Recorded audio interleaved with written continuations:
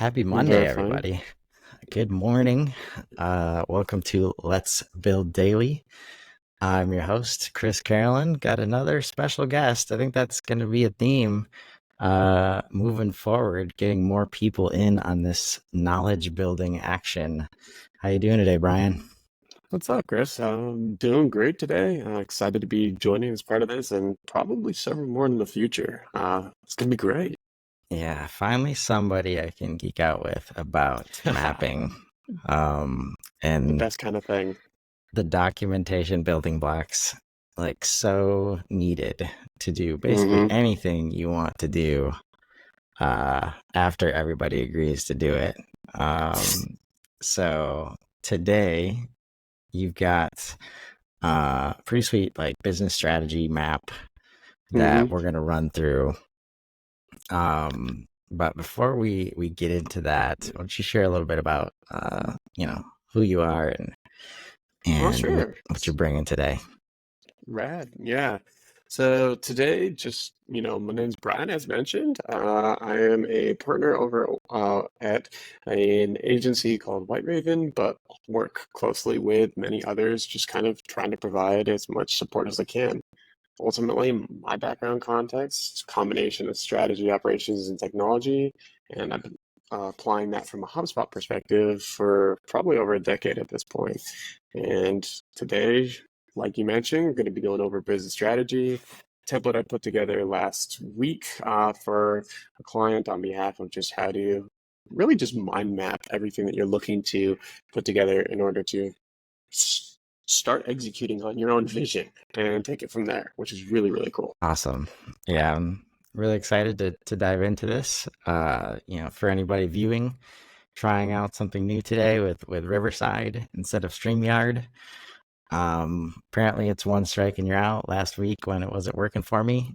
Mm, Plus I've been really a fan of Riverside in the past and a lot of the tools they have. So if you're watching and notice, anything weird, anything different, please, feedback is always greatly appreciated. And maybe in the future we can start bringing people in, live call-ins, are an option and stuff like that. So, uh, if anything's weird going on, please don't hesitate to let us know. We'd greatly appreciate it. And with that, I think it makes sense just to dive in, to your map if you want to start sharing your screen, man. yeah, let's start getting in the meat and grits of everything. So after a hot second of it doing the usual prompts, I will be able to get things going. And we have successfully gotten in. So what we're looking at here, I'll go ahead and zoom up a little bit so I can keep an eye on things. But uh, in a nutshell, what I put together here is, as we described, a six-step mind mapping slash strategy exercise. Really, the whole concept behind this was a conversation I had with a client about wanting to just get their whole brand, vision, strategy aligned, and like I, as well as many others who I worked with, have some version of this in a capacity built into place, but oftentimes it tends to be you have something here, you have something there, or as you're shifting different softwares, it's going to be a little bit of a mishmash. And so, in an effort to try and clean all of that up, I pulled a updated version of it into one place. But like all good things, first real step is diving into the competitive analysis. And like my logic here is like I have no desire really to just kind of go in and be like, okay, do this, this, and kind of teach and just yell because that doesn't help anyone. Just kind of want to like have a fun, have a little bit of a dialogue and make this a little bit of a conversation as we're building this thing out. Uh, Yeah. so And I think like as I've been looking at this, like I think the key takeaways that we hope that everybody gets mhm, and can focus on are really the what and why for mhm, what's being documented, less about the order and like how things are named right off the bat. Because I can mhm, tell you as I looked at this, like, you know, um, the one place that I have come to accept that every company is different on is the people in Hmm. it, and any like interpersonal challenges and politics in play, and different champions driving it in different businesses. And so I thought to myself, I was like, and just being straight up like, oh man, we got to talk about like competitors first. Is that really like Hmm. everybody's always so focused on that? And but in reality, if you've got you know somebody that has a lot of sway or power, like Hmm. a CEO, and they can't stop them talking about wanting something like this clarified, Hmm. then you better start there, because if you don't, they're going to continue to distract the conversation. And, It will. so let's just scratch that itch, right away. Exactly. And not only that, but it's a lot of times I've seen folks just kind of get in the trap of just like, okay, I want to build my company doing my vision. And so you get so hung up on what you think is good, whether that's in terms of content or branding or just a general idea, that you actually miss the picture of what other folks may be doing. And ultimately, if you're not really having that pull out lens and looking at different perspectives, you could be doing something really, really great, or you could not. And you don't know that until you're really cross referencing that across, I don't want to say across like the whole industry, but at least having one other lens that you're kind of putting that perspective into play on. Right. And I think like So, another reason this it's great as a possible starting point is I've always found it better to start with like known information, right? mm-hmm, And it can be so easy to start with like vision and just ideas, and mm-hmm, like when you can start with either the data or the things that are people are experiencing already day to day, mm-hmm, it just kind of seats the conversation in this, yes, this is a practical conversation we're having, and we want to drive actionable things off of stuff we can control. mm-hmm, So starting with the things that we know to be true already, mm-hmm. like, is a great place to start. Absolutely. Yeah, it's a good thing to do. And keeping that in mind, either from a direct or adjacent, like I mentioned here, is a consideration to keep in mind there. Because to your point, having all that data, like having all that data in that conversation prior to having this discussion it's really key at making sure you're looking at it from the right lens. Because there's a very different perspective when you're looking at, I'm planning my strategy when I'm looking at a direct competitor versus someone who maybe doesn't have anything to do with me, but has a lot of really good inspirational approaches that I can apply to my context. And a great example of that is, all of all of us in like the agency or the consultancy space and HubSpot. Like HubSpot is not a direct competitor for us. They're providing the software and the service that we are actually applying for a lot of folks that we're working with. However, because of that, they provide a lot of valuable resources, tools, and inspirational information that we could then apply into our practices, whether that's for the marketing side of things, sales side of things, or actually the operations and execution. And so keeping all of that in mind is extremely valuable, particularly before you and even while you're getting started. Yeah, I think that's huge because not only are you gonna should you be talking about things like whatever the Mm-hmm. status quo is, like maybe nothing, like I love jobs to be done, and that kind of framework where Oh it's yeah. like, Mm-hmm. how else are they solving this problem? It might not be anybody in your Mm-hmm. space. And even in the case of HubSpot, like you mentioned, uh, you know, while they try not to create this environment, but there's Mm-hmm. nothing stopping them, and this is kind of their job as the manufacturer of the product in this case. Like they Right. can sell, service, do all the things that we can do, Mm-hmm. directly, to somebody who's asking for help. So even though it's a partner relationship Mm-hmm. in the strictest terms of like revenue process, that is Mm-hmm. competition that you have to be aware of. You're exactly right. And so keeping all of that in mind is really, like to your point, wrapping it all up is just it's a good foundation to have, and ultimately, while it is strongly valuable, I do want to put an emphasis on that it's not required per se. I do advocate it, and everything we've spoken about so far does give the impression that it is, and I know there's a huge amount of importance behind doing so. However, I do want to add a little bit of extra stress that if you're not at this place yet and you're still very much in that ideation stage and trying to figure out where you even want to go, maybe don't tackle the competitive analysis just yet, because this is a better perspective once you have a direction you're going. If you don't have that direction yet, competitive analysis is just going to kind of start pigeonholing you in a direction that you may or may not want to be in. Yeah, I think that's a good point. And I think we touch on the other place if we go over to step two here.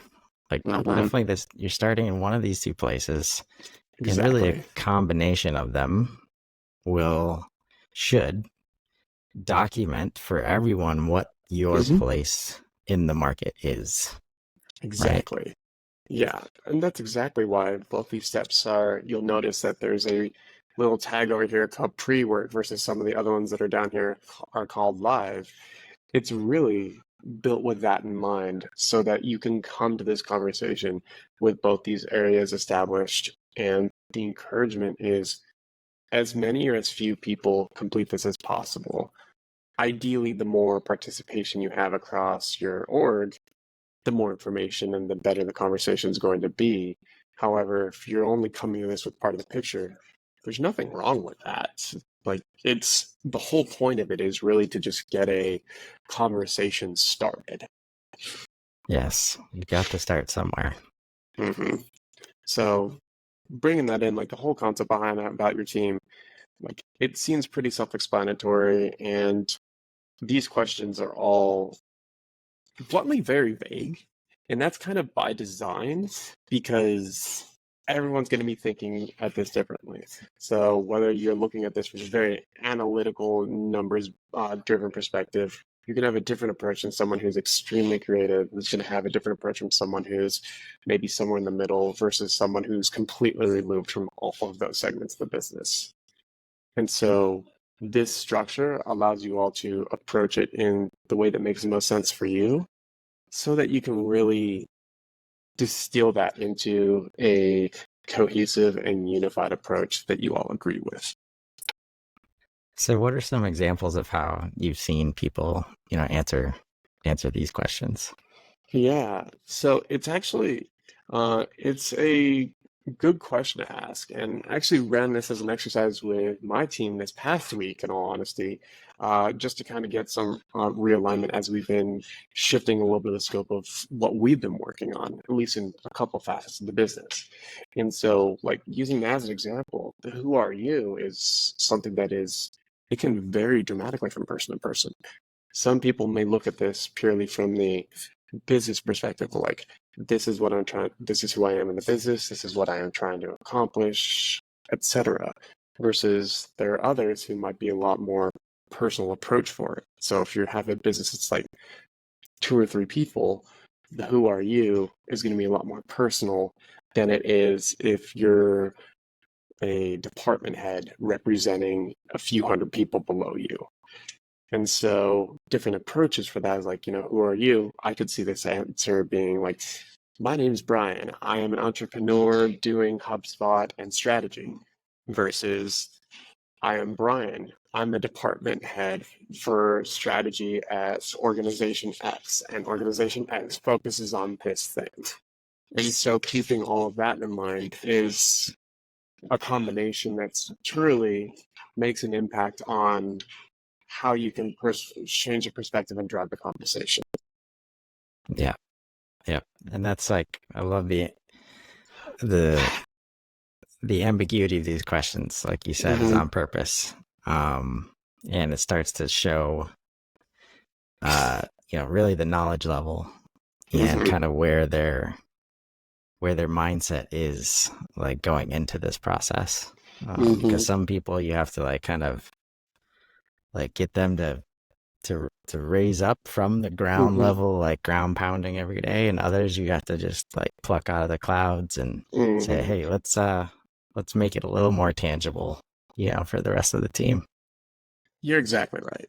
So this foundational step really helps you understand the lens, at least the person who's leading the charge in this conversation, to understand the different perspectives and lenses that everyone is going to be approaching this conversation so that it can in turn guide the conversation more in that light, which in Excellent. turn like just flows very nicely into the next step. And so this is where you start diving into persona stories. And I'm sure this is something that could be a bit unfamiliar for most, and I know it can sound a little jargony. My intention was not to use as much jargon here. I wanted to keep it as simple as possible, but really there isn't a cleaner way to describe it. But ultimately, persona stories are something that are used as a tool within project management that help you understand who your customer or end users are. So you'll notice that there's two different colored boxes here, gray and kind of a green. And it's driven as a blank. I want to blank so that I can blank. And really all that is the who, what, and so what. That's all you're really looking to do. You want to understand, like in the case of this business story, like in this business story, again, using HubSpot as an example, as a small business owner, I want to simplify my marketing so that I can grow my revenue, just as a quick example.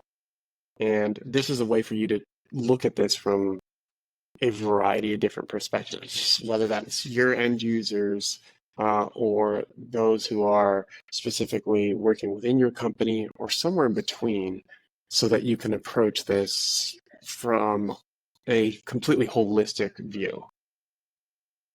While getting all the individual views at the same time. So I think that's the challenge. We're Correct. bringing in so many different points of view because Mm-hmm. you probably want to do the same thing for, this is like a formulaic version of step two, right? Yes, That we can exactly grab right.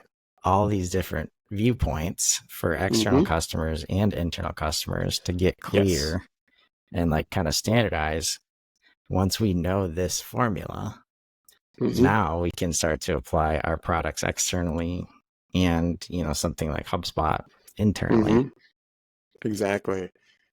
And it's important to keep in mind that this is something that you should be doing from a diverse perspective base, because the most effective versions of these that I've seen at least tend to utilize at least half of this board.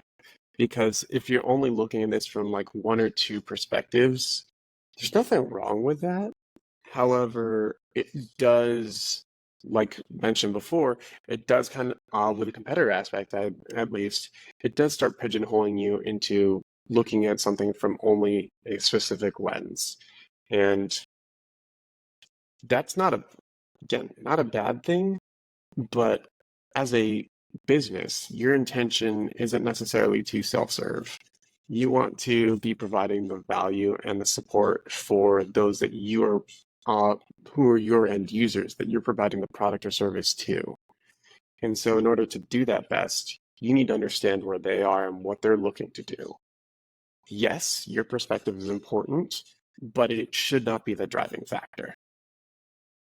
Yeah. And this is where, like, when you do this work up front, um, and like, because I always get like, oh, we can't boil the ocean, or we're trying to do Mm-hmm. too much, or like HubSpot is too complex, Mm-hmm. right? Like, when you think about, let's say, customer success, and somebody purchases a product or they Mm-hmm. sign the contract, right? And then you Mm-hmm. want to make sure you're making good on the promises that you made or the expectations that you set, right? Mm-hmm. And you have a list like this to look at, right? Mm-hmm. At the very least, like no matter what they purchased, right? There's a set of deliverables Mm-hmm. that this is where we go beyond, like, did we deliver the thing, right? Mm-hmm. Instead, Exactly. when we say things like, did they realize value? Mm-hmm. It's, did they, as a small business, Mm-hmm. were they able to simplify their marketing Mm-hmm. so that they could grow revenue? Did they grow revenue? Did that happen? Mm-hmm. If yes, then value was realized, Mm-hmm. right? And at worst, they can say something like, oh yeah, that did happen, but that I actually wanted to do this, Mm-hmm. right? And now we're starting to break through all these gray areas that get created when you have such a, complex internal human behavior with Mm-hmm. external behavior plus a complex platform in play, Mm-hmm. right? We're trying to just ground people in a common language, like, no, this is what we had talked about before, Mm-hmm. and we did that. It's okay if that's no longer the goal. We just need to know, like, why and how we're going to adjust. This kind of, setup Yes. just goes such a long way in facilitating that.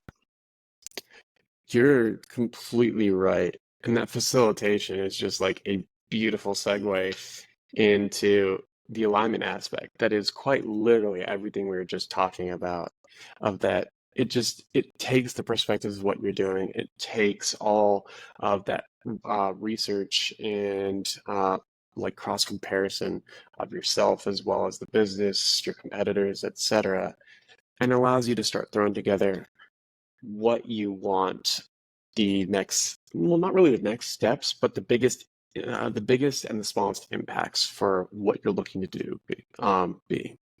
So, like when you're using this from like a business strategy planning, like I've helped this with clients where you're using this from a perspective of like an annual planning, where your high impact and your low, like your high impact, high effort are things like moving revenue goals or onboarding a certain amount of new customers, things like that.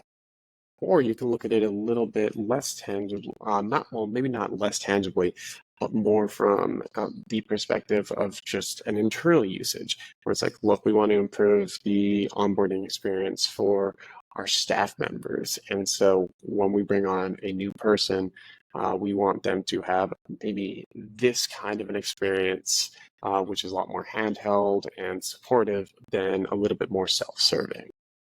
And so again, like the one above where we were talking about who you are, this is also somewhat vague. And that context is because it's open to your interpretation. Like, how do you want to be bringing everything that you've been talking about so far into your next steps? Is this Right. something that you want to be focusing on from a very specific targeted view? Or is it something that you want to be looking at a little bit more holistically? Yeah. And again, we're always trying to create this balance.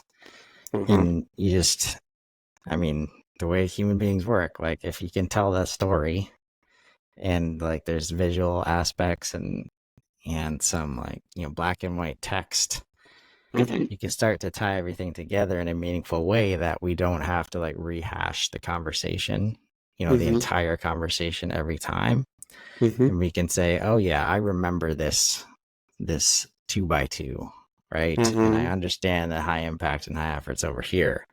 Um, and understanding the difference between tactics and strategy, right? Mm-hmm. This kind of diagram can go a long way. And if I can just jump in here with you for a minute, Mm-hmm. I think I have something. So this is like, oh, how do Go ahead. I It's don't being know. it's being difficult. It's all yours. Okay. No, I screwed it up. Never mind. It's all right. I don't know how to It seems to how to change hey text on these post-it notes.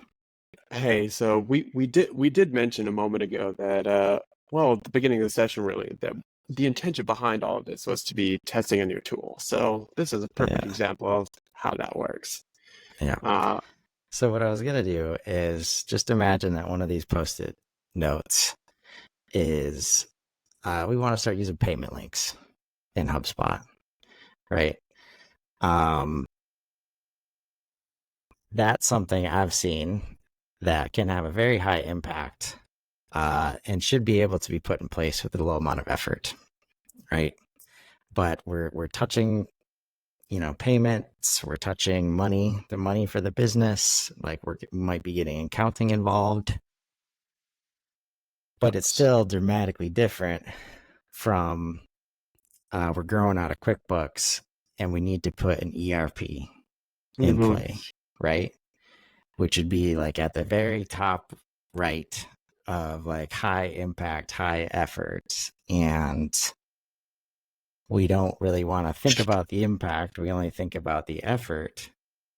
So we end up not talking about it ever, right? Mm-hmm. And then we just wait for QuickBooks to do something like break the straw that broke the camel's back, and like we're Mm-hmm. forced into the ERP, Mm-hmm. right? Instead of just dealing with it. And this is what, like, nothing that gets put on the book, like this is a step towards prioritization, Mm-hmm. right? Seeing everything, starting to grade it based on, and this is where the impact and effort can be very Mm-hmm. subjective based on the team.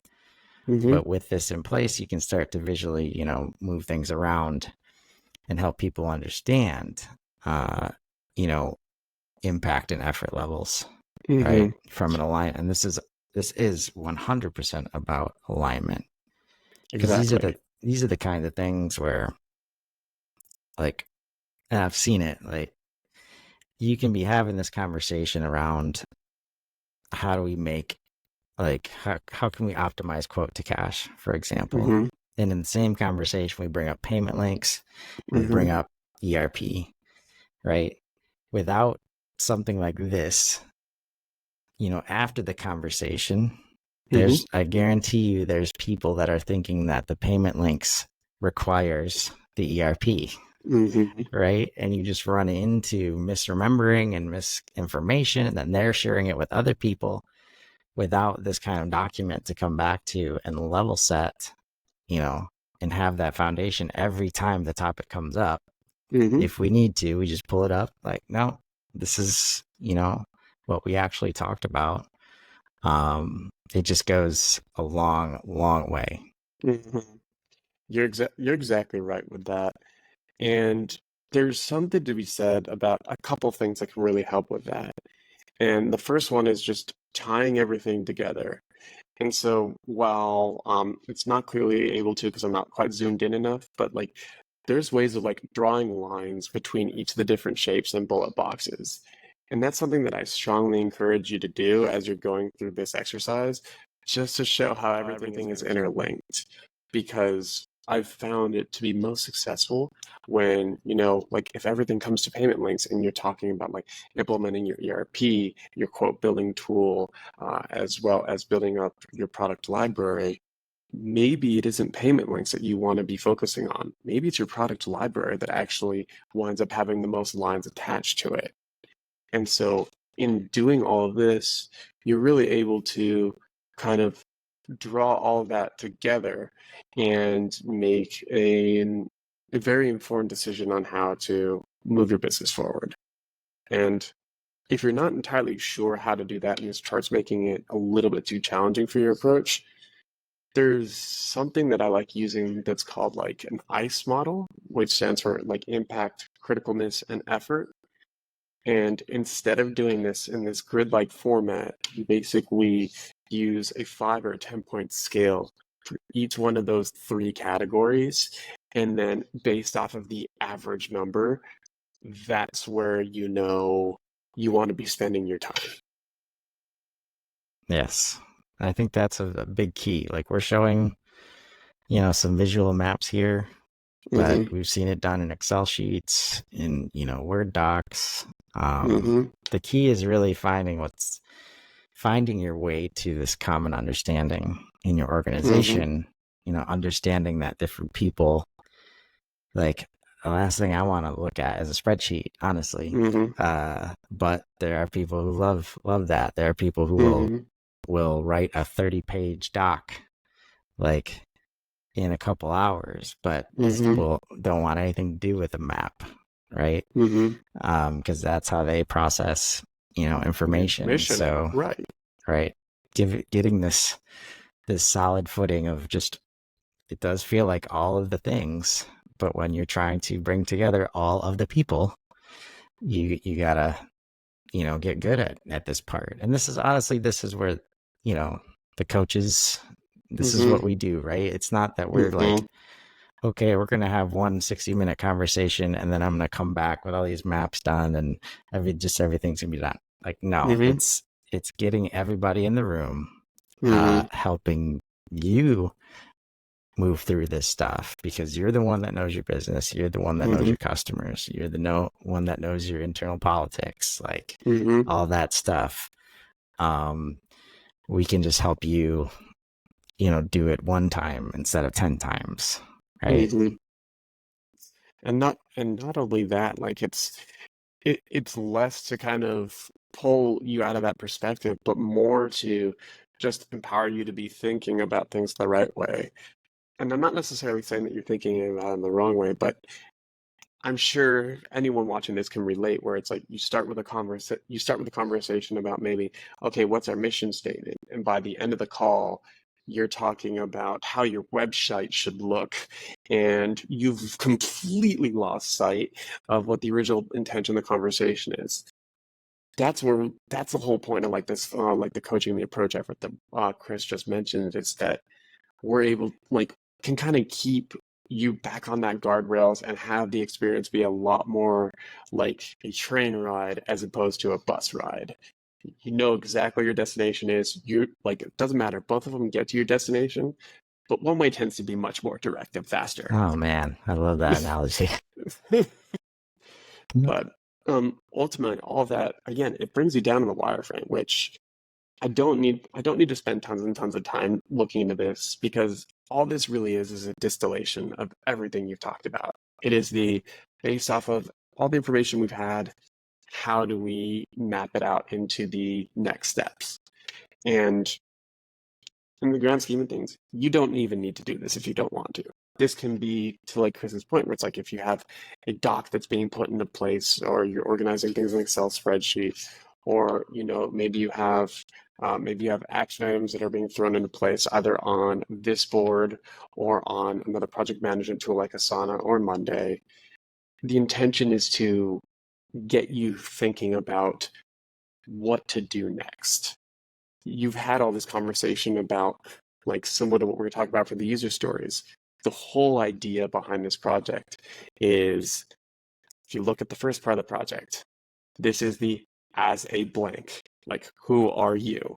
You want to, what do you want to do? You fill in the blank here so that you can wireframe in action items. This whole project walks you through your own experience of a persona story. You understand who you are so you can understand what you want to do, resulting in the impact that you want to have. And ultimately, if you're able to accomplish that, however you accomplish that, it's fine. You just want to be able to make sure that you're able to find that answer for yourself and for your team, because that's what allows you to take the next steps that you want to take as a business. Yeah. And it goes such a long way in that, especially when you're trying to change or change is coming. And especially if you haven't digitally transformed yet, uh, Mm-hmm. it can that process mapping part where you just start talking about action items out loud and Mm-hmm. you start to understand all the prerequisites required to actually do that thing, Mm-hmm. right? And it's like, okay, you know, I want to start using payment links. Oh, that means I need to set up HubSpot payments. Mm-hmm. Oh, we're not using Stripe yet. Okay, Mm-hmm. how is that going to be reconciled? Um, I got to talk to the CFO now, right? Mm-hmm. All that stuff needs to happen. Like, if you're by yourself in your own business, you can turn on payment links in like 20 minutes, Mm-hmm. right? But in a bigger business, it doesn't go like that. There's more And steps and where logistics involved, of course. right, and that's where if you're doing this on your own, and I've actually seen lots of people in the ecosystem as part of the challenge right now, like we've never had to talk to financial stakeholders before, right? So, Mm-hmm. and they kind of get a bad rap for just being the financial, you know, uh, the financially responsible people that we should be Mm-hmm. loving. Like the fact that when, if they're interested and involved in this conversation, uh, and like sometimes, and what I've done in the past is like, look, this payment links can be a new thing, right? But we're not Mm-hmm. asking every transaction, you know, that the business makes, all of a sudden we have to change the whole payment process in every aspect. It's like, no, we've Mm-hmm. got some transactions that could probably be done online. Some customers are asking for it. Mm-hmm. It's going to cause us to have, you know, they're going to come into the same bank account, but it's going to be a different way through, you know, HubSpot or Stripe. There's going to be 10 Mm-hmm. transactions at the end of the month. That's a separate statement from the rest. So can this accounting person take 10 minutes, Mm-hmm. an extra 10 minutes we're adding to the process here, and it saves us hours on the front end when dealing with customers. The customer experience Mm-hmm. gets better. And you Exactly. put it like that, you can get approval for that motion, right? Mm-hmm. But when you just say, hey, I'm going to add in this new payment process, like that's a no. That's just straight up no. Like Yeah. we don't know Why? enough. It's complexity. What's the point of that? I don't want to do more. Right. So these kinds of diagrams highlighting things that look like they're going to be easy, but then you start to understand all the things that they impact. Um, Again, it's huge to have this kind of just aligned outlook on things, because then you just start to get past like, oh, well, it is easy. It's just this person's being difficult. And it's like, well, they are being difficult because they have no Mm-hmm. idea what's going on, and they don't know why. They don't know how it's going to impact them. So Mm-hmm. yeah, they're going to hang on to their status quo. Um, Exactly. right. So this kind of documentation is just it also kind of pulls the you out of it. Like Mm-hmm. instead of I am leading and asking you to do this, right? It's the Mm-hmm. team. Like we're just getting it on paper. It's almost like it's the document asking for it, not any Mm-hmm. individual, right? Right. Because we as a business agreed to go through this process in the first place, right? Mm-hmm. When everything is driven by like one-to-one verbal conversations, it's very hard, uh, no matter how hard we try, you know, not to Mm-hmm. take things personally, not to see it through the lens of marketing or sales. It's trying to get me to do something, Mm-hmm. right? Um, so just really, just so important to go through and create documentation like this, Mm-hmm. to just handle so many challenges that pop up down the road. Absolutely. And yeah, like this, like we've been talking about, like this whole template, we're gonna make the link available to you for free as part of this event. So you're welcome to use it, in whatever way makes the most sense to you. Uh, there's an abridged video of how to apply it where it makes sense built into the video, so you have it for quick reference. But also, if you watch this and decided, okay, I like the ideas, but I hate this approach, totally fine too.